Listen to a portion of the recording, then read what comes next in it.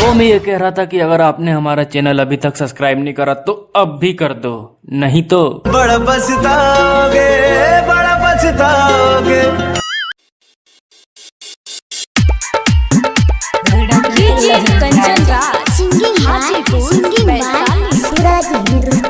साली आइल बिया रे, खिसी आइल बिया रे, देखो ये कर जवानी उफनाइल बिया रे, देखो ये कर जवानी उफनाइल बिया रे। सुनाया आसू जवानी ये कर सेल हो जाई, आसू होली के संग दूर खेल हो जाई, आसू होली के संग दूर खेल हो जाई।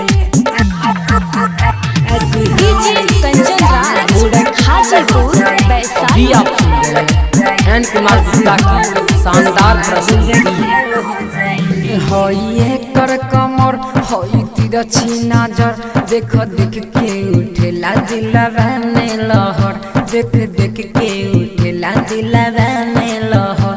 कोनो दिन जवानी एकर खेल हो जाई, आसू होली के संग बुरा खेल हो जाई।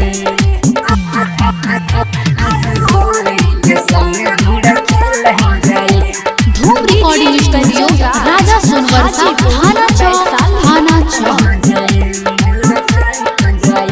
ओकर गोरे गोरे गाल देखी बहिनी बेहाल, हाय रे ओकर जवानिया लागेला कमाल, हाय रे ओकर जवानिया लागेला कमाल। छौरा सूरज से कोनो दिन खेल हो जाई, आसू होली